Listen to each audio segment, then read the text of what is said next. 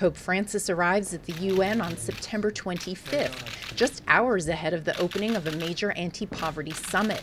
He will address the UN staff and have a private meeting with Secretary General Ban Ki-moon, whom he has met 3 times before at the Vatican. We have been discussing many issues, including poverty eradication and migration, refugee issues last time, and most importantly, climate change.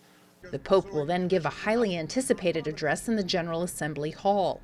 Remarkably, he seems to have emerged as a real voice of global moral authority on things like refugees and climate change. So a lot of people will be looking to him and what he has to say about the state of the world.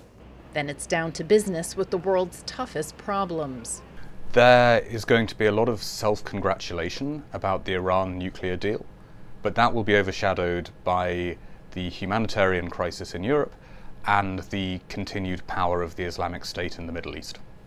On September 30th, there will be a high-level meeting on the refugee crisis in Europe. The Secretary General says he hopes to mobilize a humane and effective response. The majority of refugees are Syrians, fleeing nearly 5 years of civil war. Russia's recent increase in military support to Syrian President Bashar al-Assad has raised tensions with Washington. President Vladimir Putin, who has not attended a General Assembly in nearly a decade, may bring a new strategy on Syria, but it may not be to everyone's liking. But there is a fundamental division with the US and Europeans over Assad and Moscow's continuing support for Assad, and so it's likely to be a diplomatic breakdown rather than a breakthrough.